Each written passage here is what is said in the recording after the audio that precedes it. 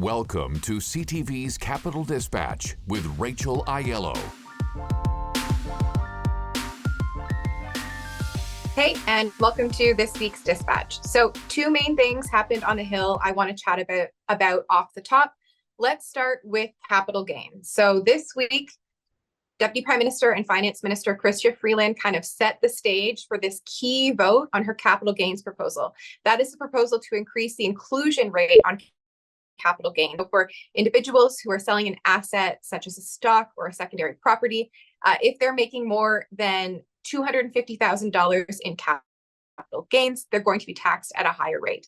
So she set this up on Monday, giving notice of this motion. And why politically this was consequential is Freeland deliberately chose to keep this measure out of the budget bill in order to force the Conservatives to take a clear stance on this measure. The Liberals are trying to use this as a political wedge to try to see if the Conservatives would either vote in favor of this, aka voting to tax the rich, or vote against it, and which they would then be able to frame the Conservatives as protecting their wealthy friends. Well, after weeks of suspense, reporters had asked for a while for Poilievre to make clear his position on this capital gains measure.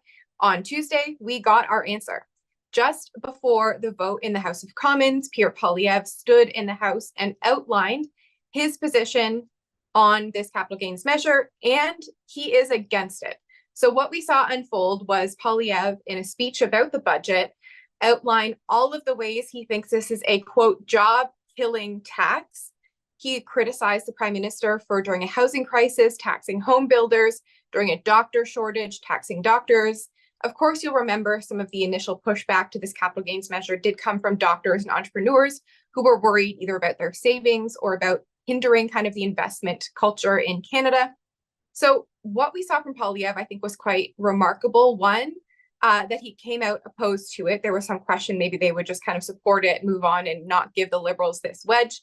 But in coming out against it, he then outlined how he, if he was to become Prime Minister, would do things differently, suggesting some sort of task force to look at more of an equitable tax system. And I think this was notable because one, you can tell that behind the scenes, clearly there had been some heavy conversations within the Conservative caucus about how they would approach this, what position they would take. And kind of in like classic Poilievre style, they came out with a position and they just doubled down immediately with this revelation that they were opposed to this measure and now labeling it this job-killing tax. He dropped another one of those documentary-style YouTube videos. If you're watching this, you might have already seen that one. If not, probably it'll come up soon for you in your recommendations. And then in the House, his party moved ahead with the suggestion of calling emergency hearings on this measure. They are saying this capital gains increase is coming into effect in a couple of weeks, June 25th, and the House Finance Committee has yet to hear any testimony specifically about it, and they think that should change. So that'll be something to watch next week. But clearly what happened this week on this file was a summer's worth of talking points were secured. You heard immediately after Poilievre made this position clear in the House that the Liberals were wedging him on this. They were accusing him of protecting Canada's wealthiest, making this declaration that they shouldn't pay their fair share to help support social supports and housing. And clearly the Poilievre Conservatives really went into this with a concerted message and knew that if they were going to take this position, they needed a strong argument to kind of beat that back. So I'm really curious to watch how this plays out this summer and whether this is going to be another one of those job-killing tax messaging lines from Poilievre that we'll see him up in rallies talking about, trying to galvanize Canadians around, even though the government says this capital gains tax change is not intended to hit 98% or so of Canadians. This is supposed to be really targeting the ultra-wealthy. The other element of political interest on the Hill this week was foreign interference once again. We had the Bloc this time come forward with a motion calling for Justice Og, the commissioner who is studying foreign interference, to be referred this National Intelligence Committee of Parliamentarians report. You'll remember from last week, this is a report alleging that members of parliament either wittingly or unwittingly assisted foreign states, essentially were complicit in foreign interference. So what we saw was the Liberals get on side with this motion. So that has now, the House has all agreed to refer this matter to the National Inquiry into Foreign Interference, hoping that she can dig a little bit deeper into this question over who are these MPs and whether they should be named. And interestingly related to this, we'll have what I'll call dueling press conferences. We'll get to this a bit more just in a second, but first we had Elizabeth May with one version of her read. She got a top secret briefing on this report of her version of what she took away from it. And then on Thursday, we heard from NDP leader Jagmeet Singh fresh off his top secret briefing to give his opinion on what he read. Notable here, Bloc leader Yves is now seeking clearance to be able to see this, leaving Conservative leader Pierre Poilievre the only opposition party leader who has refused to get top secret clearance to read this report. He continues to say that that is because he does not want to be muzzled. If he was to get this clearance, clearly there are limits on what you can say publicly. But certainly we've heard at length from other party leaders who feel that they are able to talk about this while still respecting those national security guidelines. So that'll be a line of inquiry to follow into next week. And that brings us to my quotes of the week. Take a listen.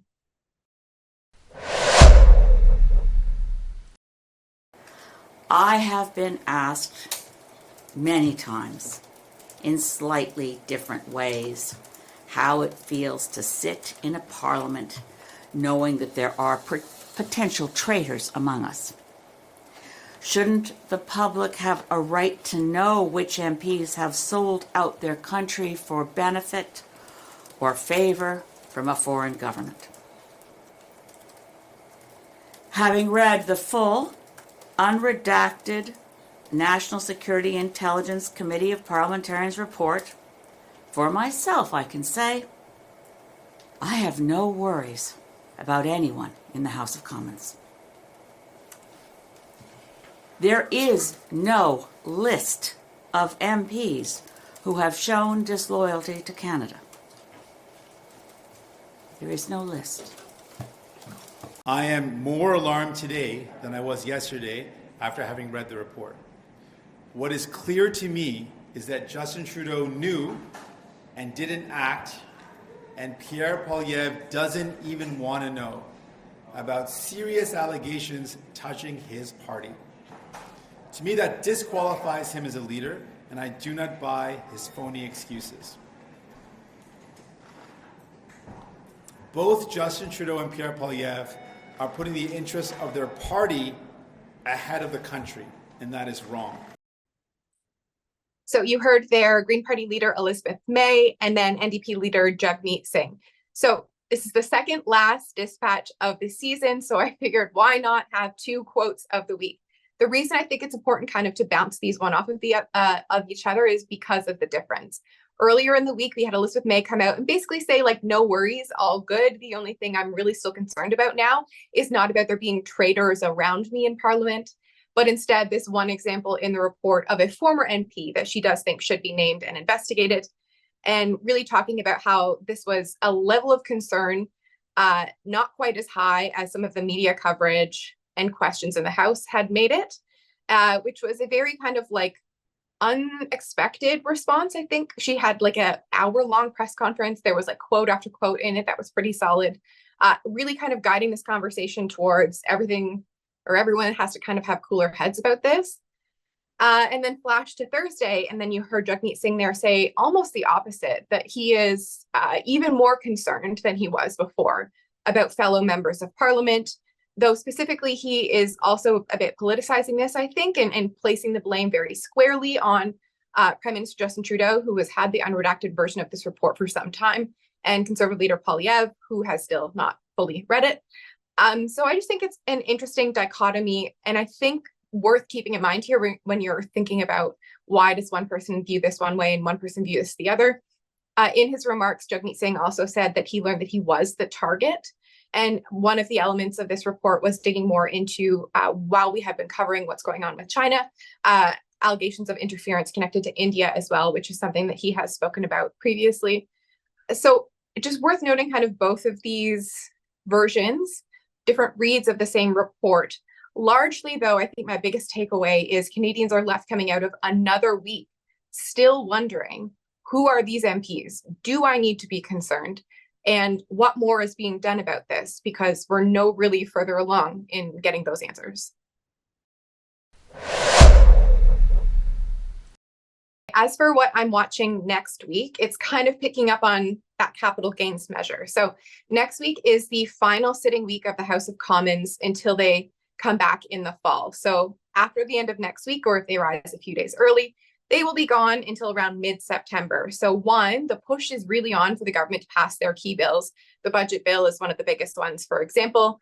But what I'm more watching for is, are there going to be shenanigans? What I've watched happen over the last few times MPs have risen for a long break, the Conservatives have come forward with some sort of like throw down the gauntlet. We're going to have a filibuster, really keep you here as long as we can over one issue or another. They've done this before on the carbon tax, saying they were going to make MPs miss Christmas or miss high school graduations to deal with the carbon tax or issues connected to it. This time, though, I mean, I have no intel to suggest this is happening, but I do kind of wonder, based on the doubling down and the conversation we're hearing from Conservatives in the House, if they're not kind of setting up for there to be another one of these procedural fights, this time focused on the capital gains measure. You know, they've really lumped this in terms of their messaging with the carbon tax. They're calling this one a job-killing tax. And in asking the House Leader what's going to be happening in the agenda next week, Conservative House Leader Andrew Scheer suggested that if the Liberals brought forward this capital gains legislation and it protected the 98% of Canadians who the Liberals say it should, the Conservatives would help fast track that through to ensure those protections for the vast majority of Canadians who the Liberals say they're not trying to hit with this billions of dollars of tax revenue they'd get from this measure. What we heard, though, from the Liberals is they're not intending to actually bring forward the legislation on this until the fall. So I do kind of wonder if we're getting into a place where there's going to be a bit more of an ultimatum around this. So just something to watch next week. You know, it's always the end. There's always a bit of acrimony or tension or gamesmanship. And so this time I'm just wondering if it's going to square on this capital gains thing just because of how things played out this week. Well, we'll see. Tune in next week and I guess you'll find out.